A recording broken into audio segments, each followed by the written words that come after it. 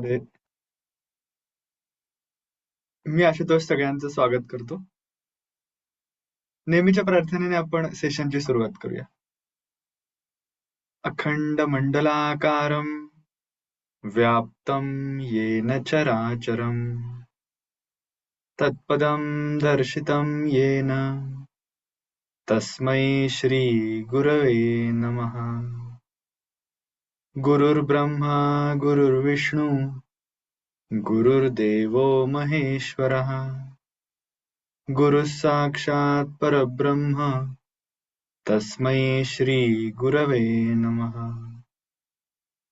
शास्त्रज्ञं शास्त्रगम्यं च धर्मगम्यं च धार्मिकं निस्सङ्गं सकलाधारं भक्तं स्वात्मरतं तथा वाङ्मिनं शान्तमूर्तिं च भक्तदुःखप्रणाशनम् योगिनं माधवानन्दं सोऽहं रूपं नमाम्यहम्. ओम.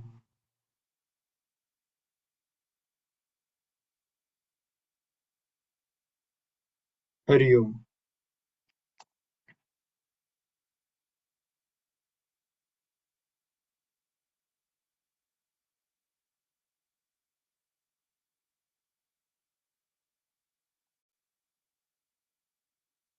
हरि ओम. हरि ओम. हरि ओम.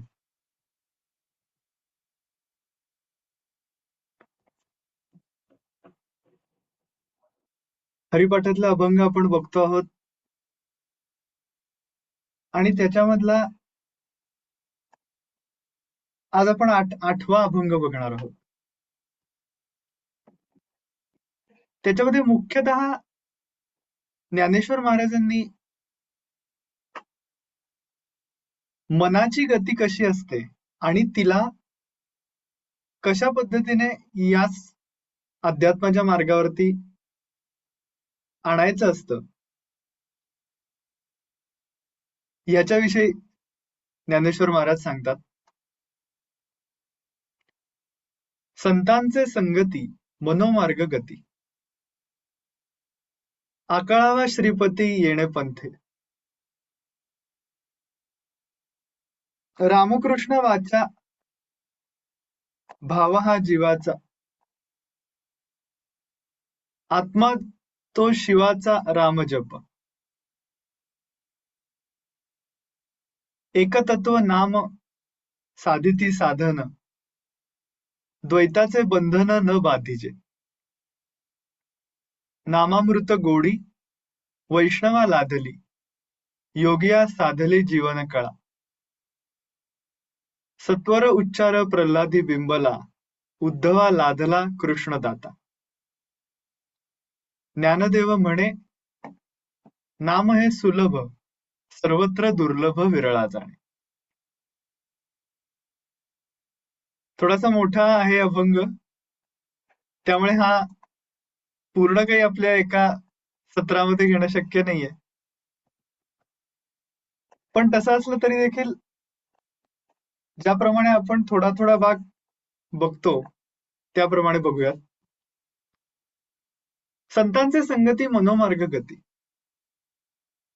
सुरुवातीला संत असा शब्द वापरलेला आहे आणि त्यांच्या संगतीची मनाला गती ठेवली तर त्या मार्गाने तो श्रीपती आकळेल. आता संत कोणाला म्हणायचं हा एक विशेष बघण्यासारखी गोष्ट असते.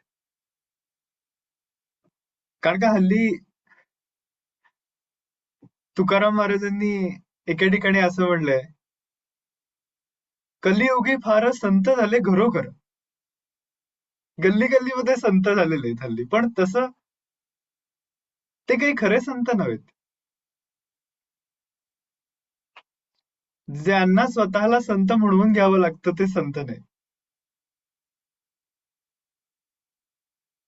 खऱ्या संतांना काही गरजच नसते उपाधीची कुठल्याही.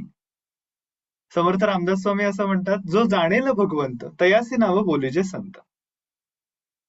फार सुंदर आणि एकदम चपखल व्याख्या समर्थांनी केलेली.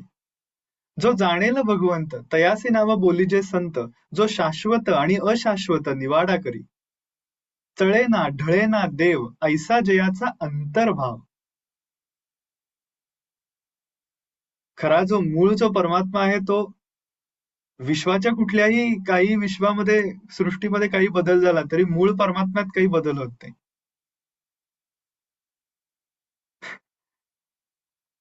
चळेना ढळेना देव ऐसा जयाचा अंतर्भाव, तोची जाणे जे महानुभाव सिद्ध साधू. जो जनामध्ये वागे. या पुढच्या वेळी फार सुंदर आहेत आणि अशा आतून पटून जाणाऱ्या आहेत एकदम. जो जनामध्ये वागे परी जना वेगळ्या गोष्टी सांगे. म्हणजे बाहेरून बघताना त्यांचा व्यवहार खूप काही वेगळा असतो असं नाही, सामान्य माणसासारखाच व्यवहार करतात. जो जनामध्ये वागे परी जना वेगळ्या गोष्टी सांगे, जयाचे नि ज्ञान जागे तोची साधू. ज्याच्या सहवासामध्ये आल्यानंतर अंतःकरणामध्ये माणसाला ज्ञान प्राप्त करून घ्यावं अशी इच्छा निर्माण होते, तो साधू किंवा तो संत.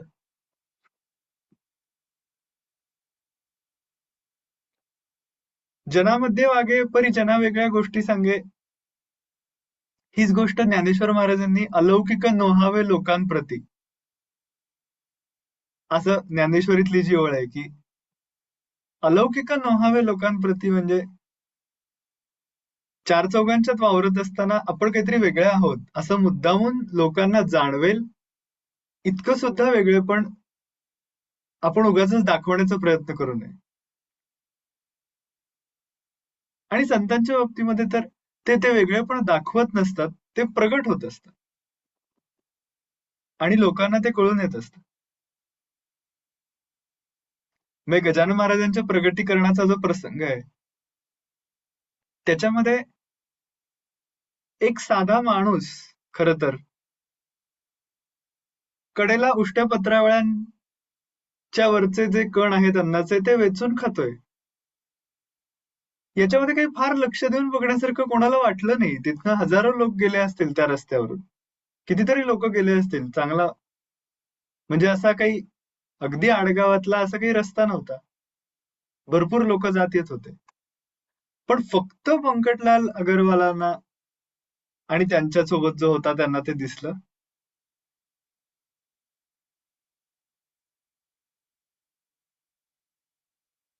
म्हणजे ती गोष्ट प्रगट होत असते त्यांच्या कृतीतून. आणि ही गोष्ट अशी ठरवून नाही सांगतायत की त्यांनी हे असं केलं म्हणून ते वेगळेपण आहे वगैरे. त्यांच्या अंतरंग स्थितीतून ते बाहेर प्रगट होत असतं. ज्ञानेश्वर महाराजांनी एके ठिकाणी फार सुंदर उपमा दिली आहे की स्फटिकाचं घर आहे आणि स्फटिकाच्या घरामध्ये जणू काही म्हणजे कल्पना केली की जणू काही स्फटिकाचं घर आहे आणि त्याच्या आतमध्ये दिवा लावला असेल तर त्याचा प्रकाश कसा सगळीकडे असेल, कारण स्फटिकाचंच घर आहे, त्याच्या आतमध्ये दिवा आहे, तो प्रकाश बाहेर येणारच आपोआप. तसं संतांच्या आतमधल्या अंतरंग स्थितीच्या ज्ञानाचा प्रकाश हा त्यांच्या कृतींमधून बाहेर प्रतिबिंबित होत असतो, प्रगट होत असतो.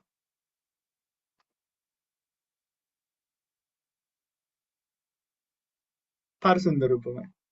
म्हणून संतांचे संगती अशी सुरुवात ज्ञानेश्वर महाराजांनी केली आहे या अभंगाची हरिपाठाच्या.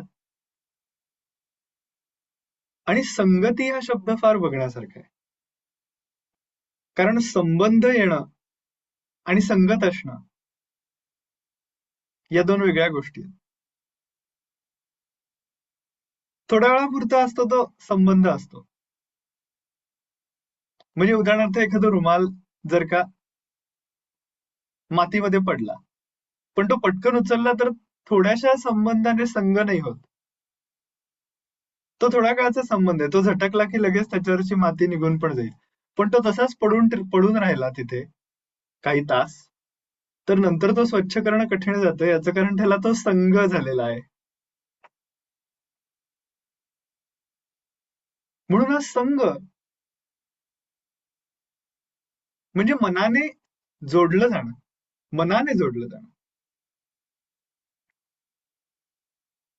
आणि केवळ संतांच्या आजूबाजूला शरीराने असणं नाही. म्हणून पुढच्या भागात असं म्हणलंय, संतांचे संगती मनोमार्ग गती. मनाने जोडलं जाणं म्हणजे संगती.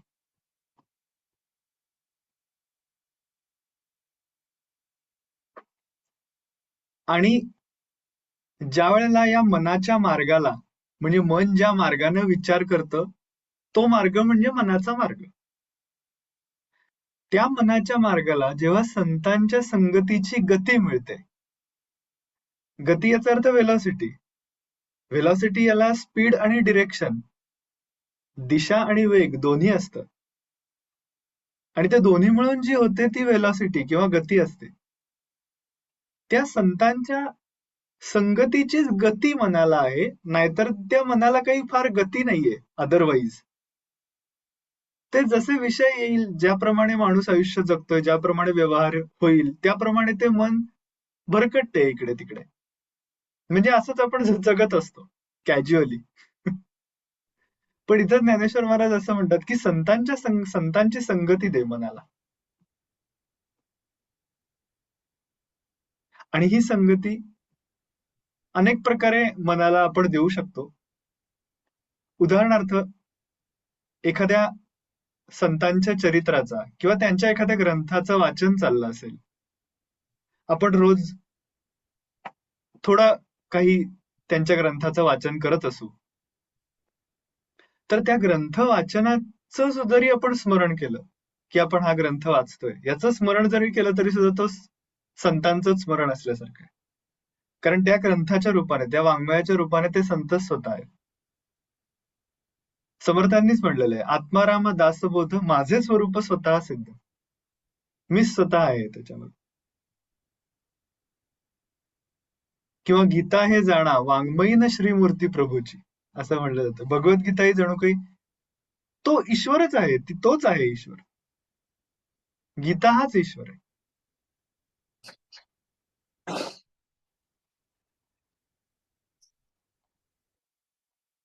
आणि हा जो संतांचा सहवास, कारण प्रत्येक वेळेला शरीराने त्यांच्या आजूबाजूला राहता येईल असं नाहीये. त्यामुळे ग्रंथ वाचनाने किंवा त्या ग्रंथ वाचनाच्या स्मरणाने सुद्धा संत सहवासच घडत असतो.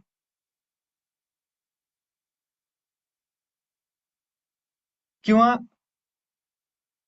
समजा उदाहरणार्थ स्वामी विवेकानंदांचा ध्यानस्थ मुद्रेतला असा एखादा फोटो किंवा चित्र जरी बघितलं, आपोआप आतमध्ये वैराग्य प्रगट होतं, थोड्या काळापुरतं का होईना.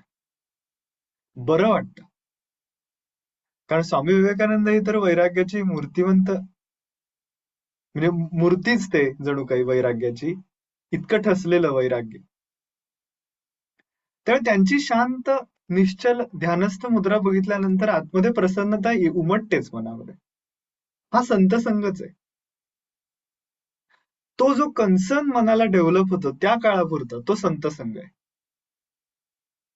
आणि मग तो आणखीन आणखीन घनीभूत करत जाणं म्हणजे त्या अनुसंधान ठेवणं त्या संतांचं. आणि त्याचा सगळ्यात सोपा मार्ग काय असेल तर नामस्मरण. गोंदवलेकर महाराजांच्याकडे, आपल्याला ही गोष्ट माहिती आहे सगळ्यांना, त्यांच्याकडे एक मुलगी आलेली असते, तिचं नुकतंच लग्न झालेलं असतं आणि ती म्हणते की सासरी नामस्मरण किंवा ह्या गोष्टी चालत नाहीत आणि मला तर करायचंय. तर महाराज म्हणतात की लोणी खाल्लं तर अंगाला लागतं ना. म्हणून की तिला काही कळतच नाही पटकन की लोण्यावर कुठं आला विषय एकदम. तर उत्तर द्यायचं म्हणून ती महाराजांना म्हणते की हो महाराज, लोणी खाल्लं तर अंगाला लागेलच. ते म्हणले चोरून लोणी खाल्लं तरी लागेल ना अंगाला. तर ते म्हणले हो, चोरून खाल्लं तरी लोणी खाल्लेलं अंगाला लागणारच. ते म्हणले मग तसंच मनातल्या मनात नाम घ्यावं. ते मनातल्या मनात नाम घेणं म्हणजे चोरून लोणी खाण्यासारखं आहे. तशीच ही संतांची संगती, मनाने ती संगत घडणं आणि मनाच्या मार्गाला ही गती देणं, ही दिशा देणं संत सहवासाची, म्हणजेच ते चोरून लोणी खाणं आहे. संतांचे संगती मनोमार्ग गती. आकळावा श्रीपती येणे पंथे. कळावा असं न म्हणता आकळावा असं म्हणलेलं आहे. आकळावा याचा एक अर्थ संपूर्णपणे कळावा असा आहे. पण दुसरा त्याचा असाही एक अर्थ आहे की अनुभूतीजन्य ज्ञान,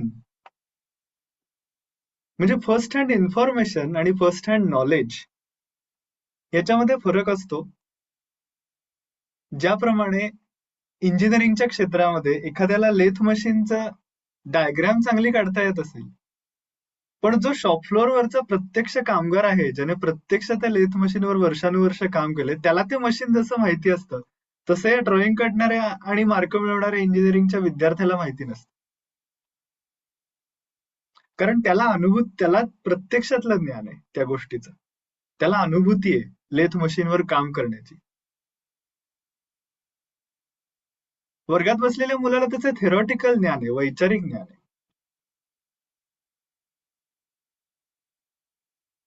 त्याला त्याचं आकलन नाहीये, त्याला फक्त ते समजलेलं आहे, त्याला आकळलेलं नाहीये. म्हणून ही आकलन ही गोष्ट कोणाचं आकलन करायचंय, तर श्रीपती. श्रीपती म्हणजे परमेश्वर. पण त्याच्यामध्ये श्रीपती हा शब्द इथे वापरण्याचं कारण असं आहे की आधीच्या ओळीमध्ये मनाच्या गतीच्या विषयी बोललं गेलेलं आहे, आणि मनामध्ये येणारे सगळे विचार किंवा मनाची सगळी गती ही सगळी मायेच्या राज्यामध्ये येते असं म्हणतात. म्हणजे समर्थांनी दासबोधामध्ये असं म्हणलंय की जे जे दृष्टीने देखले, जे जे शब्दे ओळखले, जितुके मनासी भासिले तितुके रूप तयेचे. तयेचे म्हणजे त्या मायेचे. त्या मायेचं रूप काय काय आहे, तर जे काही मनाला भासलं, जे काही दृष्टीने बघितलं, जे जे काही शब्दाने ओळखलं, ते सगळं त्या मायेचं रूप आहे. म्हणजे ही मनाची जी गती आहे, ही पण खरं तर त्या मायेतच येणार. आणि त्या मायेचा जो अधिपती आहे, म्हणून तो श्रीपती. श्री याचा एक अर्थ माया असा आहे.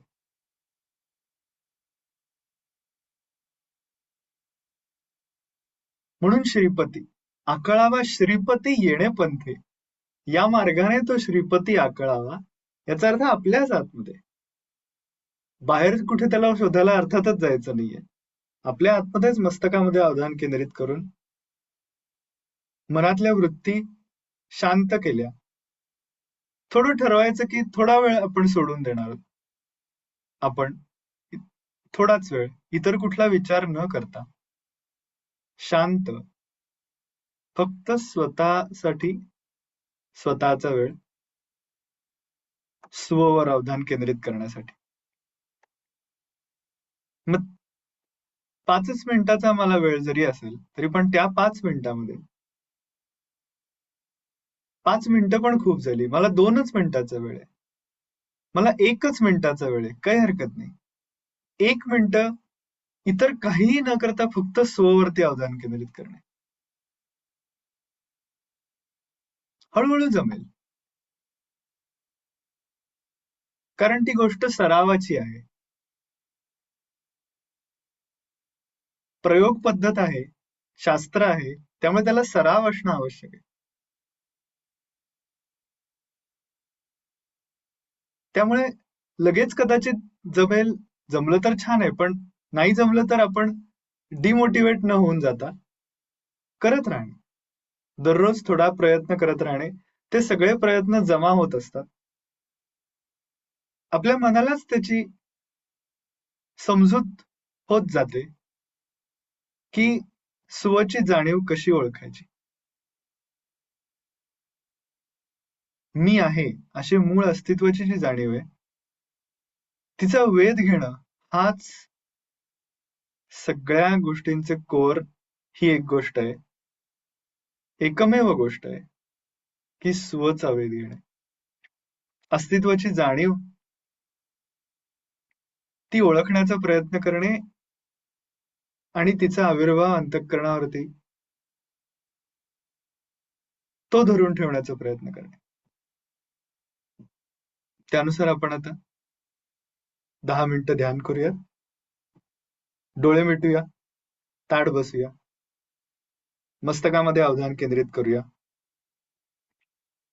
भ्रूमध्याशी, कपाळाच्या मध्याशी अवधान केंद्रित करून 3 वेळा ओंकार आणि सुवचा वेध घेण्याचा प्रयत्न करणे. ही आपली मुख्य साधना आहे. हरिओम.